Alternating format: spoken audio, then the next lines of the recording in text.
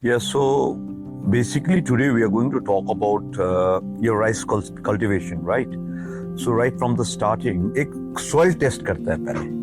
Soil test करके देखते हैं कि उसमें कितना तुम्हारा क्या लेवल है, ऑर्गेनिक कार्बन का लेवल क्या है, उसमें तुम्हारा और दूसरा pH क्या है. So all these things we test. Soil test करके then we hunt for the indigenous variety of seeds. बहुत सारा है यहाँ. बिनॉय चलता है, उसके बाद Pusa 28. there are a lot of varieties as per अभी commercially भी, which is very nice, which gives a good yield. On top of that indigenous variety इसलिए क्योंकि indigenous variety में एक resistant होता है, pest resistance, और वो soil को भी वहाँ अच्छा से thrive होगा. It thrives very well at this belt. That's why we go for indigenous variety. उसके बाद हम लोग को सीड्स लाके हम लोग यूजुअली क्या होता है, प्रीवियस जो पैडी कल्टीवेशन से हम लोग का सीड्स आता है उसको एक स्टोर करके रखते हैं. Then we use that seeds in the nursery. तो that is naturally organic, right, nothing treated, कुछ ट्रीट नहीं करते उसको. तो वो सीड्स को हम लोग नर्सरी में we give our bio fertilizer, जो भी आपका क्या बोलेगा, सोयल, टॉप सोयल, वो मिक्स करके, काउडंग मिक्स करके we make a nursery bed. Then उसके बाद उसको सोइंग कर लेते हैं इन द नर्सरी.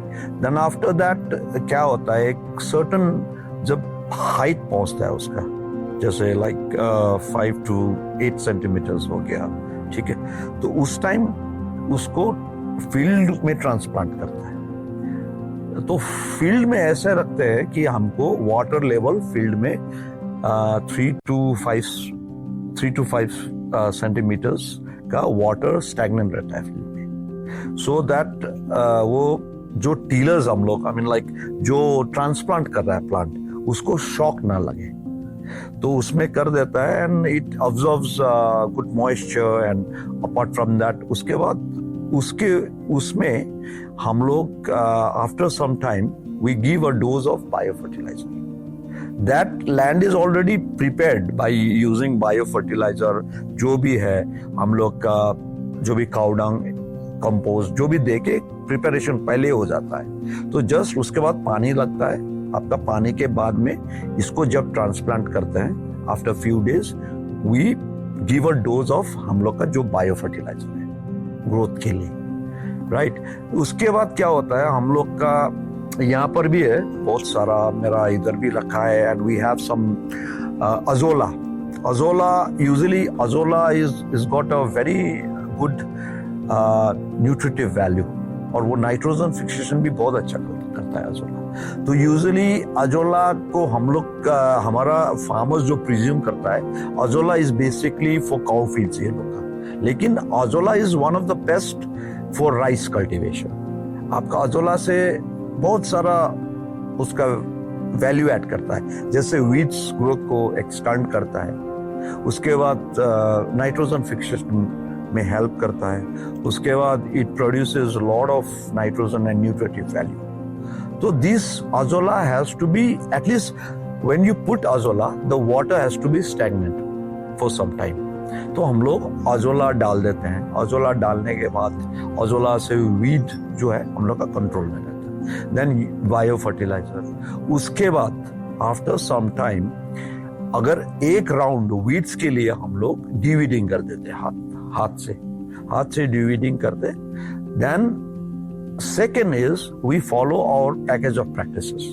ये पैकेज ऑफ प्रैक्टिसेस में हम लोग का होता है कि स्प्रे, जो भी हम आपका जीव अमृत बनाते हैं, पीजीआर जो भी है, पीजीआर, ग्रोथ प्रमोटर, जो भी हम लोग का इन हाउस बनाते हैं, वो एवरी 7 days स्प्रे करना पड़ेगा, एवरी 7 days का round.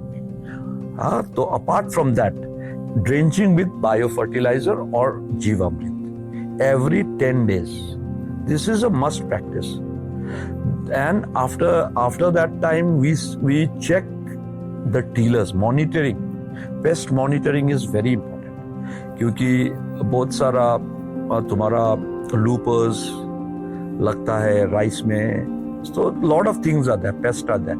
So in order to control this pest, हम लोग ने इन हाउस अग्नि अस्त्र बनाया, नीम ये सब मिला के एक बनाया अग्नि अस्त्र. तो हम लोग पेस्ट है तो ये अग्नि अस्त्र भी हम लोग मार लेते हैं. We spray Agni Astra also to control the pest, right? So these are the things actually. So for fungus, we usually use certified, approved by certification body like Sanjeevani हो गया, Trichoderma हो गया, Pseudomonas, वो यूज करता है. और जो भी सीड्स के लिए हम लोग बीज अमृत खुद बनाते हैं इन हाउस. उसके बाद बीज अमृत नहीं है तो IPL बायोलॉजिकल का Pseudomonas Trichoderma approved by the thing, उसमें डिप करके हम लोग उसको ड्राई करके हम लोग यूटिलाइज करते हैं ये जो भी है हमारा पीस का.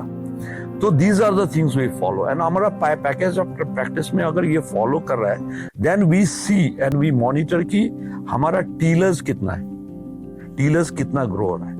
एक उसमें कम से कम minimum 18 to healthy 18 to 22 tillers. There has to be 18 to 22 टीलर्स.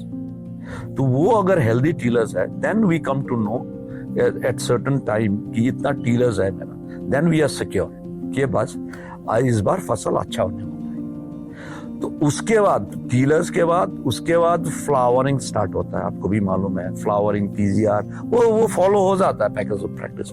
Then flowering के बाद फ्रूटिंग. तो हम लोग देखते हैं फ्रूटिंग और फ्लावरिंग का बीच में पेस्ट का अटैक बहुत होता है. तो we have to be very careful, we have to monitor regularly. जब ये फ्लावरिंग होता है then we see how many fruits are there in each tiller.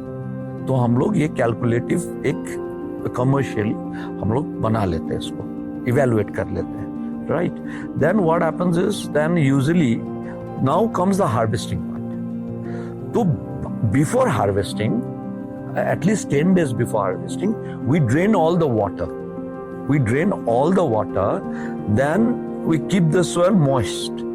पानी नहीं, पॉन्डिंग नहीं करना है, पानी निकालना है लेकिन मॉइस्चर रिटेन करना है. क्योंकि हमारा अब नेक्स्ट साइकिल का क्रॉप रेडी है जो मस्टर्ड आने वाला है. तो मस्टर्ड हम लोग बिफोर हार्वेस्टिंग मस्टर्ड को हम लोग ब्रॉडकास्ट करते हैं बिकॉज मॉइस्चर लेवल ऑलरेडी है, आपका टीलेज भी नहीं हुआ. तो mustard will also get that moisture as well as there is no tillage. Tillage ना होने के कारण और organic carbon is very nice. The microbes are working very actively. हाँ, तो जैसा कि आप देख सकते हैं आज हमारा मस्टर्ड ब्रॉडकास्टिंग हो रहा है. हमारा जो पेडी है वो हार्वेस्टिंग स्टेज पे है. तो हम इसको बोलते हैं रिले क्रॉपिंग की. इसमें हम पहली वाली फसल को काटे भी ना, उसमें हम ब्रॉडकास्टिंग कर देते हैं नेक्स्ट क्रॉप को. तो इससे क्या हमारा ऑर्गेनिक कार्बन नष्ट नहीं होता है. जैसे हम पावर टिलर रोटावेटर चलाते हैं उससे हमारा बहुत ज़्यादा ऑर्गेनिक कार्बन नष्ट होता है. तो ये बितिफार्म का पेडी फील्ड है, इसमें हमने मस्टर्ड ब्रॉडकास्टिंग अभी चल रहा है. तो इसे जो है हमारे जब ये नेक्स्ट फसल क्रॉप जो मस्टर्ड जर्मिनेट होगा उससे पहले हम इसको हार्वेस्ट कर लेंगे पेडी को. So this is the process. Then after that, let's say we broadcast mustard, then after few days we use a brush cutter, then we harvest the paddy. जो भी फ्रूट है हार्वेस्ट करता है तो उसको हम लोग लेके आते हैं, लेके आके ड्राई करते हैं. हम लोग ड्राई करके then after some time then वो ग्रेन्स को we separate the grains from the straw and that straw is used for cow feeds. And after that whatever the grains का जो भी कवर निकलेगा husk that we use as a manure. और हम लोग का एक चीज है, हम लोग का जो भी राइस है that is one thing very low in GI. हम लोग का शुगर बहुत कम होगा. We have lot of fibres and it is unpolished, जो पारा बॉइल्ड बोलते हैं. This is unpolished. Because of that आपका शुगर लेवल कम हो जाएगा. It helps in reducing your sugar level. And we have oxidants. Oxidants level बहुत high है rice का. So, and it is organically certified by NPOP. So these are the qualities, and it helps.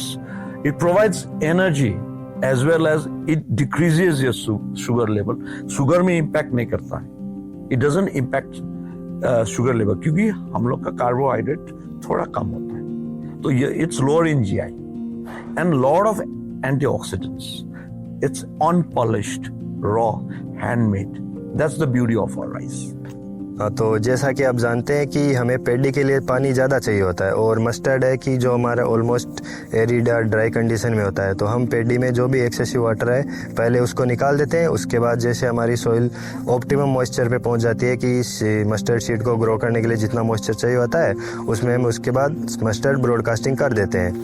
तो ये जो है हमारा जो microbial जो सॉइल में हमारे माइक्रोब्स होते हैं उनको भी ये हार्म नहीं करता, क्योंकि अगर टिलेज करेंगे तो उससे माइक्रोब्स भी हार्म होंगे और हमारा जो ऑर्गेनिक कार्बन भी नेस्ट होगा.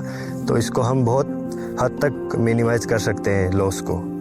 Yeah, while harvesting, we used to use human folk for cutting it with their sickles, right? That is what usually farmers do. यही करते हैं, सब जगह यही करते हैं. लेकिन इकोनॉमिकल वायबल भी हम लोग देखना पड़ता है. तो we are starting using brush cutter, जो इट्स फाइन. ब्रश कटर से काट के, क्योंकि इंस्टेड ऑफ वहां जहां आपका 10 लेबर लगता था 5 लेबर, अभी ब्रश कटर क्या आपका मैक्सिमम एक ही लेबर से काम होगा. तो this is something very nice in agriculture.